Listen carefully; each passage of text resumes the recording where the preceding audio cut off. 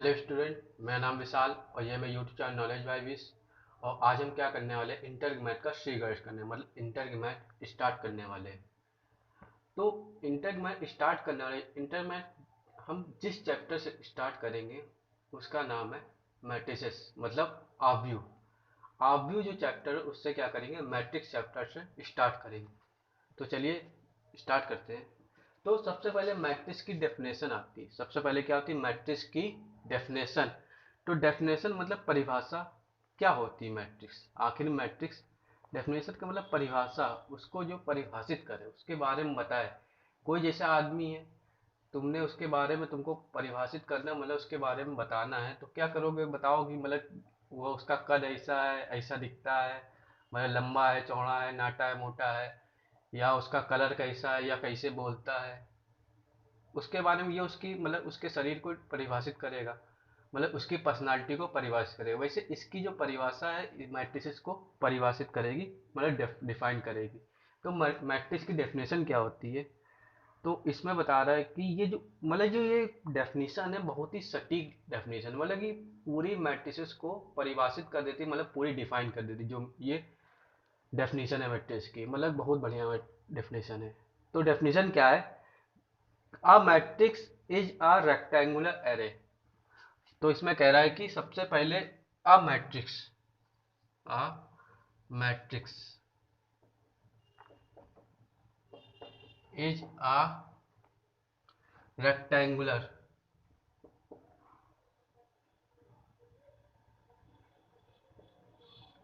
Array. Matrix क्या है, एक रेक्टेंगुलर एरे। अब सबसे पहले इस लाइन को हमको समझना पड़ेगा, मैट्रिक्स क्या है, एक रेक्टेंगुलर एरे। तो रेक्टेंगुलर एरे को समझते हैं। तो मैट्रिक्स क्या है कि एरे, पहले रेक्टेंगल समझते हैं। रेक्टेंगुलर, रेक्टेंगुलर मतलब होता है आयताकार। रेक्टेंगुलर मतलब होता है आयताकार। रेक्टेंगल तो आप जानते ही क्या होता है, तो रेक्टेंगुलर हिंदी में होता है आयताकार। तो आयताकार। और एरे मतलब अरेंजमेंट। एरे मतलब क्या होता है, अरेंजमेंट होता है। एरे का मतलब होता है अरेंजमेंट। रेक्टेंगुलर मतलब आयताकार, एरे मतलब अरेंजमेंट। अरेंज मतलब क्या होता है, व्यवस्थित करना। तो एक क्या है, रेक्टेंगुलर एरे। तो रेक्टेंगुलर एरे मतलब कि एक ऐसा आयताकार सारणी जहां पर नंबर को अरेंज करा जाता है। अरेंज मतलब रखा जाता है। तो जब हमने एक आयताकार सारणी, इसमें कुछ नंबर रख दिए, तो A11 एक रख दिया, 2 3 4 5 6 7 8 9 10 11 12। तो एक आयताकार सारणी में कुछ नंबर हमने अरेंज कर दिया। एक आयताकार सारणी में हमने कुछ नंबर को अरेंज कर दिया, तो क्या बन गया, ये रेक्टेंगुलर एरे। रेक्टेंगुलर एरे मतलब मैट्रिक्स। ये क्या बन गया, मैट्रिक्स। तो matrix is an rectangular array, मतलब एक आयताकार सारणी थी जिसमें हमने कुछ नंबर को एरे मतलब अरेंजमेंट कर दिया, तो ये क्या होगा, रेक्टेंगुलर एरे मतलब मैट्रिक्स। अब सेकंड लाइन में क्या कह रहा है, तो सेकंड लाइन पढ़ने से पहले हम लोग एक चीज समझ लेते हैं। सेकंड लाइन पढ़ने से पहले हम लोग एक चीज समझ लेते हैं, वो है रो और कॉलम। सेकंड लाइन पढ़ने से पहले एक चीज समझ, रो और कॉलम। तो रो क्या होता है, तो रो और कॉलम। तो रो मतलब होता है पंक्ति।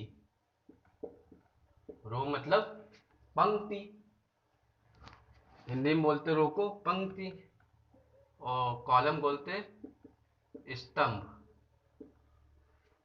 हिंदी में बोलते पंक्ति और इंग्लिश में बोलते स्तंभ। तो इसमें रो क्या है, कॉलम क्या, अब ये जैसे मैट्रिक्स है, तो इसमें रो क्या है, कॉलम क्या है, ये हमको बताना है। तो इसमें ये क्या है, ये मतलब कि रो और कॉलम। तो रो और कॉलम जो होंगे, अगर रो और कॉलम की बात चले, तो जो अगर हम ये है मार्कर देख रहे हैं, मार्कर मार्कर क्या है कि हॉरिजेंटल है। हॉरिजेंटल मतलब कि लेटा हुआ है, लेटा हुआ मतलब लेटा हुआ है। हॉरिजेंटल मतलब क्या है, लेटा हुआ है। तो लेटा हुआ है, हॉरिजेंटल है, तो पंक्ति है। लेटा हुआ मतलब हॉरिजेंटल है तो पंक्ति है। अगर देखो खड़ा कर दे मतलब वर्टिकल हो गया। अब क्या हो गया मार्कर, वर्टिकल हो गया मतलब खड़ा हो गया। तो ये क्या है, तो ये कॉलम है। अगर देखो लेट गया तो पंक्ति है और खड़ा हो गया तो कॉलम है। तो इसमें क्या है, तो रो क्या होगी, तो रो ये भी रो हो सकती है और इसको भी रो कह सकते हैं। हम लोग रो को आर से रिप्रेजेंट करते हैं और इसको भी रो को कह सकते हैं। और ये कॉलम क्या होगा, ये भी कॉलम हो सकता है, ये भी कॉलम हो सकता है, ये भी कॉलम हो सकता है और ये भी कॉलम हो सकता है। तो सब तो आर आर नहीं हो सकता है। तो ये रो है तो इसको पहली रो कहेंगे तो R1 इसको नाम दे देंगे। ये दूसरी रो है तो इसको R2 नाम दे देंगे और ये तीसरी रो है तो इसको R3 नाम दे देंगे। ऐसे ये पहला कॉलम है तो इसको C1 नाम दे देंगे। ये दूसरा कॉलम है तो इसको C2 नाम दे देंगे। ये तीसरा कॉलम है तो इसको C3 नाम दे देंगे। ये चौथा कॉलम तो इसको C4 नाम दे देंगे। तो ये R1, ये R2, ये R3, C1, C2, C3, C4 ये हो गया। तो आपको पता चल गया कि रो क्या होती है, कॉलम। तो रो और कॉलम, तो रो और कॉलम को आपको बारे में पता चल गया। अब रो कॉलम के बाद आता है, अब हम चलिए सेकंड लाइन को पढ़ते हैं, मतलब सेकंड लाइन में क्या कह रहा है। तो सेकंड लाइन में जो कह रहा है कि a matrix with m row and n column called m cross n matrix, मतलब एक ऐसी मैट्रिक्स जिसमें m रो और n कॉलम हो उसको m क्रॉस n की मैट्रिक्स कहते हैं। ये मैट्रिक्स अभी हम आपको बताएंगे बाद में। ये इसको मतलब ये होती है journal form representation of matrix होती है। ये जर्नल रिप्रेजेंटेशन ऑफ मैट्रिक्स होता है, इसको हम बाद में बताते हैं m क्रॉस n की मैट्रिक्स। अभी फिलहाल आगे की पढ़ते हैं। तो आगे क्या कह रहा है, the plural of matrix is matrices. जो मैट्रिक्स है आपकी, ये मैट्रिक्स, तो ये मैट्रिक्स है, इसका प्यूरल क्या होगा, प्यूरल, प्यूरल तो समझते हैं आप लोग, मतलब कि बहुवचन। तो इसका जो मैट्रिक्स का प्यूरल होता है मैट्रिसेस, मैट्रिक्स का प्यूरल जो होता है उसको बोलते हैं मैट्रिसेस। और आगे क्या कह रहा है, a matrix with same number of row and column is called square matrix. कह रहा है कि अगर किसी मैट्रिक्स में जितने रो है उतनी ही कॉलम है तो उस मैट्रिक्स को हम लोग कहेंगे स्क्वायर मैट्रिक्स। तो एक ऐसी मैट्रिक्स है, एक ऐसी मैट्रिक्स ले लिया जिसमें सेम रो और सेम कॉलम है। तो सेम रो ले लो, तो एक रो ले R1, एक C1, एक R2, एक C2, एक R3, एक C3। तो इसमें भी तीन रो है और तीन कॉलम है और नंबर रख दिए। तो 1 2 3 4 5 6 7 8 9। तो इस मैट्रिक्स में रो कितनी है, तीन रो है और कितना, तीन कॉलम है।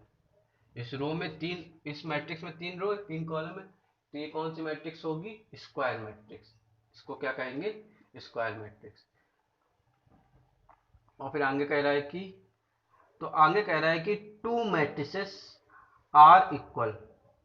तो दो मैट्रिक्सेस तब इक्वल होंगी if they have same number of row and same number of column and the corresponding entry in every position are equal. और मतलब कि उनके रो और कॉलम सेम हो और जो एंट्री है हर एक पोजीशन पे वो क्या हो, सेम हो। तो देख लेते क्या होता है मतलब इक्वल मैट्रिक्स के बारे में। तो इक्वल मैट्रिक्स तब होंगे, तो हमने एक मैट्रिक्स ले ली ए, एक ले ली बी। तो ए हमने क्या करा, same number of row and same number, तो पहले ए और बी में सेम नंबर ऑफ रो और कॉलम। तो इसमें हमने एक R1 रो ले ली, इसमें R2 ले ली, इसमें भी क्या करा, R1 रो ले ली, इसमें R2 ले ली, इसमें C1 कॉलम ले लिया, C2 कॉलम ले लिया, इसमें भी C1 कॉलम C2 कॉलम। अब इसमें वन एंट्री रखी, इसमें भी वन एंट्री रखी, इसमें टू एंट्री रखी, इसमें टू की, ये थ्री, ये थ्री, ये फोर, ये फोर, सॉरी फोर। तो इसमें नंबर ऑफ रो सेम है, नंबर ऑफ कॉलम है और एंट्री देखो, देखो पहली रो का पहला कॉलम का 1 है, पहली रो का पहला कॉलम 1 है, पहली रो का दूसरा कॉलम 1 है, पहली रो का दूसरा कॉलम 1 है। फिर क्या है, दूसरी रो के पहले कॉलम का 3 है, दूसरी रो के पहले कॉलम का 3 है, दूसरी रो का दूसरे कॉलम का 4 है, दूसरी रो का दूसरे कॉलम का 4 है। तो एंट्री भी सेम है और number of row number of column भी सेम है। तो ये जो दोनों मैट्रिक्सेस हो जाएंगी, मैट्रिक्स ए किसके इक्वल होगी, मैट्रिक्स बी के। ये वाली लाइन में कह रहा है। तो ये हमारी क्या हो गई मैट्रिसेस की डेफिनेशन। अब इधर बस क्या है, दो पॉइंट है। तो ये दो पॉइंट है, ये दो पॉइंटों को आपको समझना बहुत जरूरी है। तो पहला पॉइंट जो दे रहा है कि matrix represent by capital letter. Matrix को हम लोग कैपिटल लेटर से रिप्रेजेंट करते हैं। मतलब जो मैट्रिक्स का नामकरण होता है वो केवल कैपिटल लेटर से होता है, इसको हम लोग स्मॉल लेटर से रिप्रेजेंट नहीं कर सकते। इसको हम लोग स्मॉल लेटर से रिप्रेजेंट नहीं कर सकते, इसको केवल रिप्रेजेंट करेंगे तो कैपिटल लेटर ही से करेंगे। तो हमने जैसे कोई मैट्रिक्स लिख दी ए, तो ये 1 2 3 4 मैट्रिक्स का नाम लिखा हमने ए, इसको नाम दिया ए। या कोई मैट्रिक्स लिख दी तो ए बी सी डी, इसका नाम लिख दिया बी, कैपिटल बी। इसको हम स्मॉल लेटर में लिख सकते हैं, जैसे हम इसको स्मॉल बी या स्मॉल एक्स, स्मॉल वाई, मतलब स्मॉल लेटर नहीं बोल सकते, स्मॉल लेटर में रिप्रेजेंट नहीं कर सकते, इसको कैपिटल लेटर ही में रिप्रेजेंट करेंगे। अगर इसको नाम देंगे तो कैपिटल एक्स दे सकते, स्मॉल एक्स नहीं दे सकते। इसको जो डिनोट करेंगे वो कैपिटल लेटर से ही डिनोट करेंगे। तो पहले पॉइंट है, मैट्रिक्स को हम केवल कैपिटल लेटर से ही डिनोट कर सकते हैं। An element represent small letter, और एलिमेंट को स्मॉल लेटर से रिप्रेजेंट किया जाता है। एलिमेंट जो होते हैं स्मॉल लेटर से रिप्रेजेंट करा जाता है।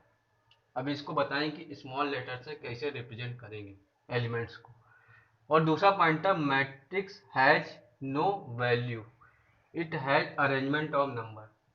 मैट्रिक्स का कोई वैल्यू नहीं होती, मतलब मैट्रिक्स की कोई वैल्यू नहीं होती है, ये केवल नंबर्स का अरेंजमेंट होता है। मैट्रिक्स की कोई पर्टिकुलर वैल्यू नहीं होती है, ये केवल अरेंजमेंट ऑफ नंबर्स होता है। ये बात आपको ध्यान रखनी है। अगर आपसे कोई पूछते हो रही कि मैट्रिक्स की कोई मैट्रिक्स दे दे, इसकी वैल्यू बताओ, तो आप सीधा कह दे इसकी कोई वैल्यू नहीं होती। ये केवल क्या होता है, अरेंजमेंट ऑफ नंबर्स होता है। का नेक्स्ट हम लोग का जर्नल रिप्रेजेंटेशन ऑफ मैट्रिक्स, मतलब मैट्रिक्स का जर्नल रिप्रेजेंटेशन। तो जर्नल रिप्रेजेंटेशन ये होता है कि जर्नल, तो जर्नल वर्ड तो आप लोग समझते हैं, जर्नल एक ऐसा वर्ड है जो हर जगह सबके लिए लागू होता है। मतलब जर्नल स्टोर, अगर आपने चला जर्नल स्टोर, तो जर्नल स्टोर में हर एक आदमी को सामान मिल जाता है, मतलब कि सबके लिए जर्नल है। तो चाहे गरीब जाए चाहे अमीर जाए, हर किसी को उस जगह पर सामान मिलता है। वैसे जर्नल है, तो जर्नल जो चीज़ है वो सबके लिए लागू है, मतलब हर एक पर्सन के लिए, हर एक चीज़ के लिए। तो ये जर्नल रिप्रेजेंटेशन ऑफ मैट्रिक्स है। तो जर्नल रिप्रेजेंटेशन ऑफ मैट्रिक्स है, ये मतलब कि ये हर एक मैट्रिक्स में लागू होगा, हर एक मैट्रिक्स में ये रिप्रेजेंटेशन होगा, ये लागू होगा। तो ये जर्नल, तो जर्नल रिप्रेजेंटेशन जो शुरुआत वाली जो लाइन जो छोड़ गई थी एम क्रॉस एन वाली मैट्रिक्स, वो बताते हैं। तो जो ये मैट्रिक्स है, तो इसमें देखो कितनी कॉलम है, तो एक कॉलम ना। तो जो मैट्रिक्स का, अब देखो स्मॉल लेटर में बताया था हमने आपको, स्मॉल लेटर में जो हमने आप लोग को बताया, स्मॉल लेटर में जो एलिमेंट को क्या करते हैं स्मॉल लेटर में रिप्रेजेंट करते हैं।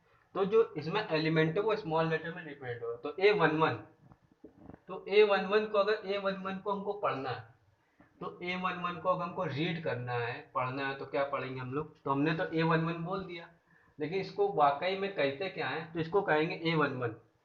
तो ये होता है आरसी, याद रखो, आर क्रॉस सी या ARC, ARC, आरसी मतलब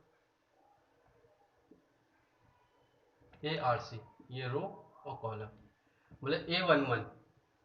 तो A11 पहली रो पहला कॉलम, जो एलिमेंट्स है A11 किसका एलिमेंट है, अवयव है, एलिमेंट्स मतलब अवयव। A11 किसका अवयव है, पहली रो पहले कॉलम का।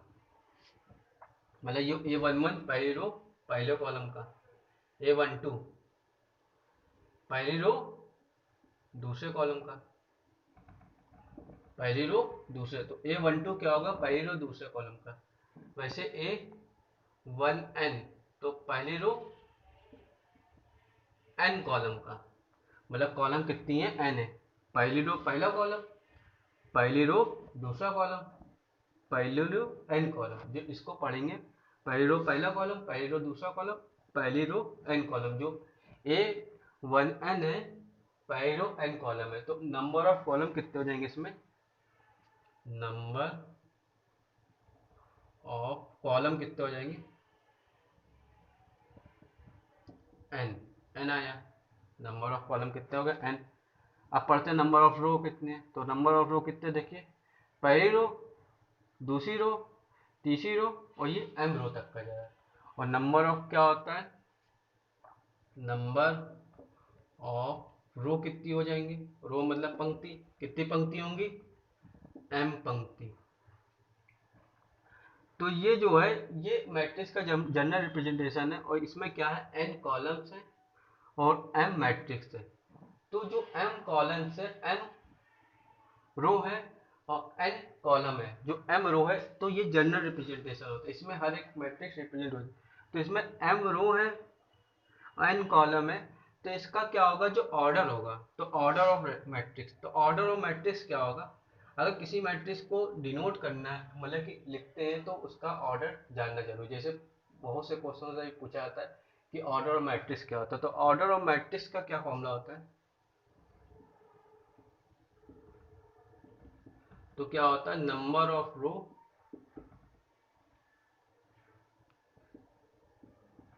Into number of column. तो नंबर ऑफ रो m है और नंबर ऑफ कॉलम n है, तो m क्रॉस n। तो ये कितनी मैट्रिक्स है, m क्रॉस n की। अगर इसको हम कहेंगे इसका ऑर्डर क्या है, तो इसका ऑर्डर क्या है, m क्रॉस n। और इसको जो रिप्रेजेंट करना है, तो m क्रॉस n ये साइड में लिखा जाता है, जो ऑर्डर होता है मैट्रिक्स के साइड में लिखा जाता है। तो m क्रॉस n की मैट्रिक्स, तो m रो, n कॉलम की मैट्रिक्स, तो m क्रॉस n की।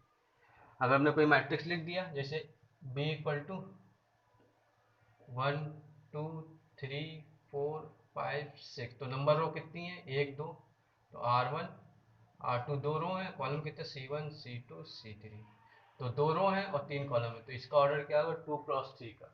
इसका ऑर्डर जो हो जाएगा 2 क्रॉस 3 का। तो ऑर्डर ऑफ मैट्रिक्स क्या कहते हैं, m क्रॉस n, इसका होगा m क्रॉस n, और number of row into number of column m cross n, और इसका ऑर्डर क्या हो जाएगा, 2 क्रॉस 3 का। और जो रिप्रेजेंट होते हैं एलिमेंट्स को, तो एलिमेंट को यूँ रिप्रेजेंट करते हैं, तो ए आई जे के रूप में एलिमेंट का रिप्रेजेंटेशन होता है ए आई जे। ए आई जे मतलब आई ये होता है तो आपका रो होता है, और जे होता है वो कॉलम होता है। अब जैसे matrix representation m m m cross n होता है, वैसे इसका क्या होता है, एलिमेंट का representation I J, A i जे, आई रो होता है और जे क्या होता है, कॉलम होता है। आई क्या होता है, रो होता है, और जे क्या होता है, कॉलम होता है। आप लोग नोट कर लीजिए इसको।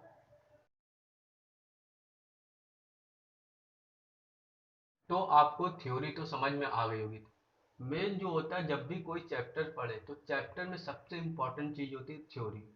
जब तक आपको चैप्टर की थ्योरी नहीं पढ़ेंगे, तब तक कि आप वो चैप्टर अच्छे से नहीं समझ सकते। जैसे कोई हिंदी में कोई कहानी होती है, अगर हिंदी में आप कोई कहानी, मतलब चैप्टर की कहानी पढ़ ले, उसको समझ ले, तो क्या होती है, वो आपको रट जाती है, वो आपको मतलब क्वेश्चन आंसर याद करने की जरूरत है, आप उसको अपने आप से क्वेश्चन आंसर देख देते हैं।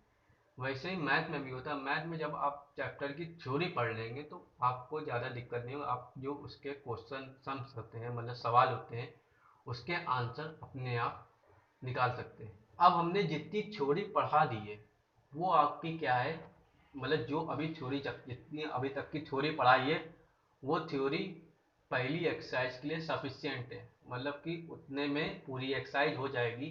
तो हम क्या करते हैं, मैट्रिक्स की फर्स्ट एक्सरसाइज स्टार्ट करते हैं। तो फर्स्ट एक्सरसाइज जो स्टार्ट करेंगे, वो हम एनसीईआरटी बुक से स्टार्ट करेंगे, क्योंकि जिस पैटर्न पे आपका जो यूपी बोर्ड का सिलेबस चल रहा है, सीबीएसई बोर्ड का सिलेबस चल रहा है, वो क्या होता है, वो एनसीईआरटी बुक पे आती है। और हम जो स्टार्ट करेंगे एनसीईआरटी बुक से ही फर्स्ट एक्सरसाइज स्टार्ट करेंगे।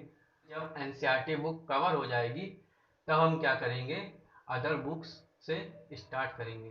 तो अभी हम फिलहाल एनसीईआरटी से अपना स्टार्टअप करते हैं। तो एनसीईआरटी की जो फर्स्ट एक्सरसाइज है वो क्या है, 3.1। तो एक्सरसाइज क्या है, 3.1। तो 3.1 जो एक्सरसाइज है उसमें पहला क्वेश्चन आपका दे रहा है। जो पहला क्वेश्चन कह रहा है, पहला क्वेश्चन में ये दे रहा है, एक मैट्रिक्स दे रहा है, ये ए एक मैट्रिक्स है। तो इसमें क्या कह रहा है, ऑर्डर ऑफ मैट्रिक्स पूछ रहा है। तो ऑर्डर ऑफ मैट्रिक्स निकालना है। तो ऑर्डर ऑफ मैट्रिक्स, तो ऑर्डर मैट्रिक्स क्या होता है, r cross c, number of row into number of column. इसको जो रिप्रेजेंट करते हैं आरसी से रिप्रेजेंट करते हैं, इसका जो रिप्रेजेंटेशन होता है वो आरसी होता है। तो आर क्रॉस सी, तो number of row number of column, तो रो कितनी, R1 R2 R3, ये C1 C2 C3 C4। तो रो कितनी है, 3 रो है, और कॉलम कितने हैं, 4 कॉलम है। तो 3 क्रॉस 4, तो ऑर्डर क्या होगा, 3 क्रॉस 4।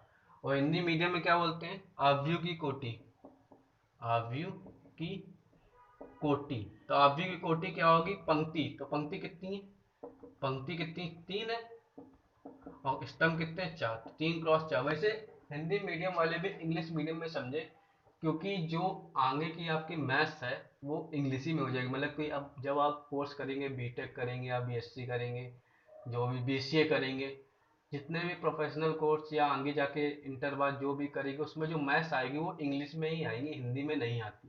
तो इंग्लिश में अभी समझेंगे तो ज़्यादा अच्छा रहेगा। तो जो ऑर्डर ऑफ मैट्रिक्स क्या होगा, आर क्रॉस सी, तो 3 क्रॉस 4, ये आ गया। ऐसे पूछ रहा है नंबर ऑफ एलिमेंट, तो नंबर ऑफ एलिमेंट क्या है, इसका मल्टीप्लाई कर दीजिए। तो मल्टीप्लाई करेंगे 12। तो नंबर ऑफ एलिमेंट कितने होंगे, अवयवों की संख्या कितनी हो जाएंगे, नंबर ऑफ एलिमेंट कितना, 12। इन दोनों को मल्टीप्लाई कर दिए, 12 आ जाएगा। और फिर पूछ रहा A11, A11, A13, A21, A33, A24, A23 की वैल्यू बतानी। तो A13 हमने पीछे ही बताया था आपको, इसको क्या पढ़ा जाता है, इसको पढ़ते हैं, ये एलिमेंट को डिनोट कर रहे हैं। हमने कहा जो एलिमेंट्स होते हैं वो स्मॉल लेटर में डिनोट कर जाते हैं। देखो इसमें आपका स्मॉल लेटर में डिनोट कर रहा है, तो ये डिनोटेड है वो स्मॉल लेटर में डिनोटेड है। तो A13, तो A13 जो एलिमेंट है, ये स्मॉल लेटर में डिनोट है, तो क्या है, एलिमेंट है। तो एलिमेंट होता है, हमने बताया था r cross c, r c, जो इसको डिनोट करेंगे आर सी से। मतलब ये आर, मतलब ये आर 1 है और सी 3 है, मतलब पहली रो तीसरा कॉलम कर रहे हैं। तो ये कौन सा, पहली रो। तो पहली रो कहाँ है आपकी, पहली रो ये, और तीसरा कॉलम कहाँ पास है, ये है। तो दोनों कहाँ क्रॉस कर रहे हैं, 19 पर। दोनों कहाँ पास क्रॉस कर रहे हैं, 19 पे। तो ये कौन सा एलिमेंट हो जाएगा, 19। दोनों लोग पहली रो कट कर दी हमने, एलिमेंट पता करना था, और तीसरा कॉलम, तो तीसरा कॉलम कट कर दिया, 19 पे कट कर रहे हैं। तो A13 कितना आ जाएगा, 19। ऐसे दूसरा क्या दे रहा है, A21, A21, तो मतलब 21 मतलब कि दूसरी रो पहला कॉलम, तो दूसरी रो ये हो जाएगी और पहला कॉलम ये हो जाएगा। तो कहाँ कट कर रहे हैं, 35।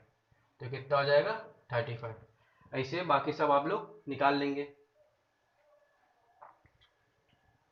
नेक्स्ट वाला क्वेश्चन पढ़ लीजिए। नेक्स्ट वाले क्वेश्चन में कह रहा है इफ मैट्रिक्स हैज 24 एलिमेंट्स, मतलब मैट्रिक्स में टोटल 24 एलिमेंट्स हैं, what is the possible order. तो उसका ऑर्डर क्या हो सकता है पॉसिबल, इट कैन हैव, मतलब कि इट कैन हैव मतलब क्या हो सकता है उसका, what if it order has element, sorry.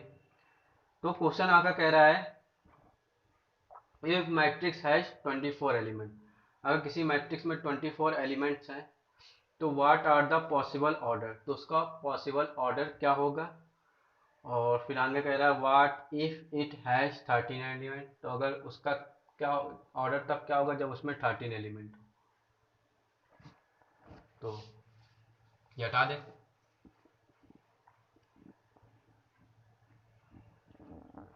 तो कह रहा है अगर एलिमेंट कितना 24 है, एलिमेंट्स कितने, एलिमेंट नंबर ऑफ एलिमेंट कितने 24। 24 का अगर जैसे ऑर्डर लिखेंगे तो ऑर्डर क्या लिख सकते हैं, तो 1 × 24 मतलब एक रो 24 कॉलम, या 2 × 12 मतलब दो रो 12 कॉलम, ये भी हो सकता है। 3 ×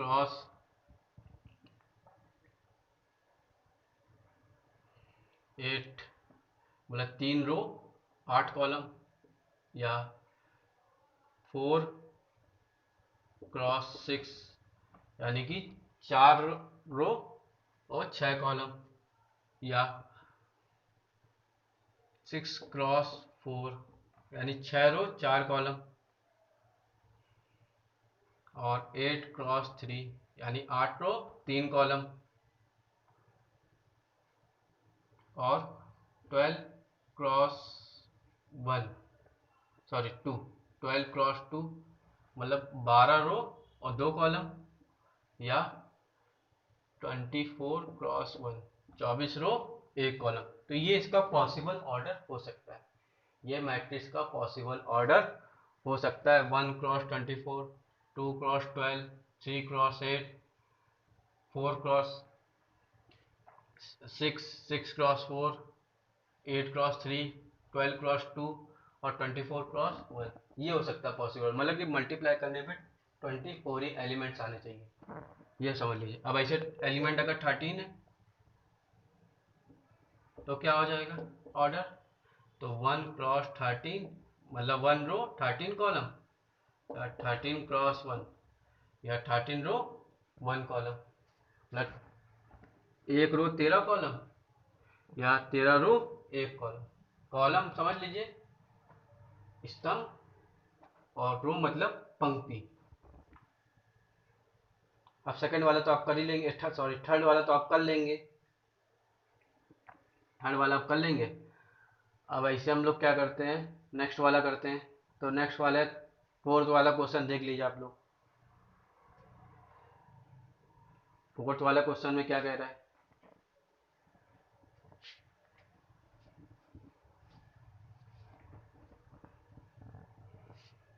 फोर्थ में आपको कंस्ट्रक्ट 2 × 2 मैट्रिक्स, मतलब एक ऐसी मैट्रिक्स कंस्ट्रक्ट करनी जिसका ऑर्डर क्या है 2 × 2, मतलब 2 × 2 दिया गया ऑर्डर, तो इसका मतलब 2 × 2 दे रहा है ऑर्डर, इसका 2 × 2 दे रहा है।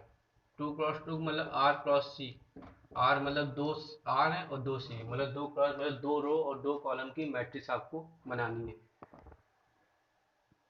इफ मतलब कि A equal to I J, A equal to I J, तो ए आई जे जो मैट्रिक्स है ए आई जे है, ए आई जे, इसको जो डोनेट करेंगे ए आई जे, मैट्रिक्स को किससे डोनेट करेंगे ए आई जे से।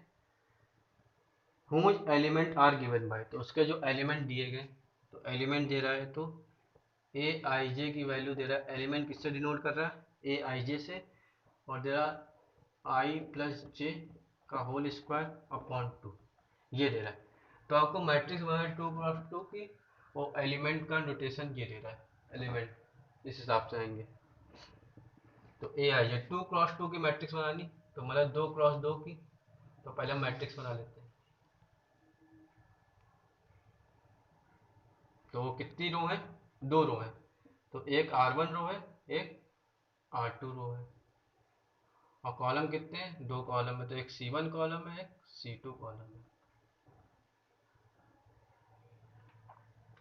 तो आप बनाएंगे तो A11, A12, A11 मतलब पहली रो पहला कॉलम, पहली रो दूसरा कॉलम, देखो पहली रो दूसरा कॉलम। A21 मतलब दूसरी रो पहला कॉलम, तो 21, दूसरी रो A22 मतलब दूसरी रो दूसरा कॉलम ये हो गया।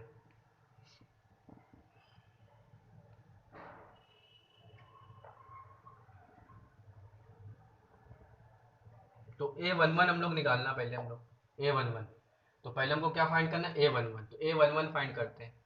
तो A11 तो ए आई जे कितना था, तो आई प्लस जे का होल स्क्वायर अपॉन 2, तो A11, तो A11 तो एक आई की वैल्यू कितनी, ये आई जे है, तो आई के प्लेस पे क्या दिख रहा है 1, और जे के प्लेस पे भी क्या आपको दिख रहा है, देखिए आई के प्लेस पे 1 दिख रहा है, जे के प्लेस पे 1 दिख रहा है, तो आई जगह 1 रखेंगे और जे की जगह 1, तो आई जगह 1 रखा, जे की जगह 1 रखा, का होल स्क्वायर अपॉन 2, तो 2 का स्क्वायर अपॉन 2, तो 4 अपॉन 2 करिए कितना है 2, फिर ऐसे A12 निकाल लेंगे, तो आई A12 तो आई के प्लेस पे क्या रखेंगे 1 रखेंगे, और जे के प्लेस पर 2 रखेंगे का होल स्क्वायर, आई के प्लेस पे 1 रखेंगे और जे के प्लेस पर 2 रखेंगे, तो 1 प्लस 2 का होल स्क्वायर अपॉन 2,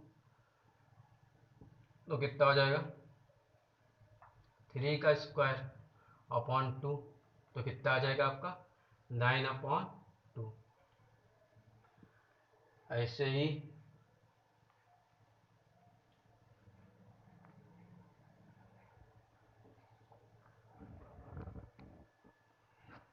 ऐसे ही क्या करेंगे हम लोग A21 निकालेंगे, तो A21 तो आई की प्लेस पे क्या रखेंगे 2 रखेंगे और जे के प्लेस पे 1 का होल स्क्वायर अपॉन 2, तो 3 का होल स्क्वायर अपॉन 2, तो 9 अपॉन कितना 2 आ जाएगा।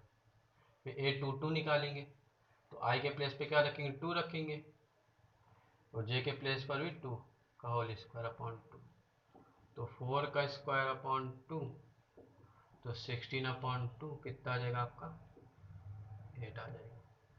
तो ये आपके सारे एलिमेंट आ गए, A11 आ गया, A12 आ गया, A21 आ गया, A22 आ गया, तो इसकी वैल्यू क्या आ जाएगी, तो A11 कितना था 2 था 2 रखा, A22 कितना आया था सॉरी A12 कितना था 9/2, तो 9/2 रख दिया इसकी जगह पे।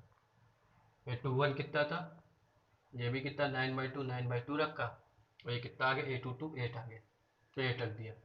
तो ये ए मैट्रिक्स है आपकी याद है, हमने क्या कर लिया मैट्रिक्स कंस्ट्रक्ट कर ली, ये आपका मैट्रिक्स आ गई।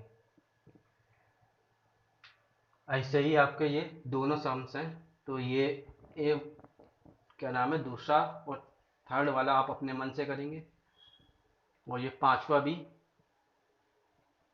सेम इसी तरह से, पांचवा भी सेम इसी तरह से, तो आप इसको भी लगाएंगे, तो मतलब कि तो क्वेश्चन नंबर आज जो इस एक्सरसाइज में होगा आज 4 ही तक का रखते हैं, फिर जब नेक्स्ट एक्सरसाइज कराएंगे तो उसमें आगे से कंटिन्यू करेंगे। अगर आप क्वेश्चन नंबर 4 और 5 लगाइएगा और कमेंट बॉक्स में बताइएगा, अगर आंसर नहीं आता है तो उसको हम क्या करेंगे फिर से कराएंगे, अगर नहीं आता है उसका आंसर तो उसको हम क्या करेंगे बोर्ड पे करा देंगे, लेकिन अभी आप लोग ट्राई करिएगा। नेक्स्ट वीडियो में क्या करेंगे इसको सॉल्व करेंगे हम लोग।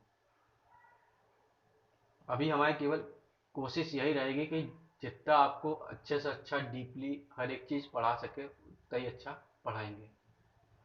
तो अगर आपको वीडियो अच्छी लगी हो तो वीडियो को लाइक और चैनल को सब्सक्राइब ज़रूर करें।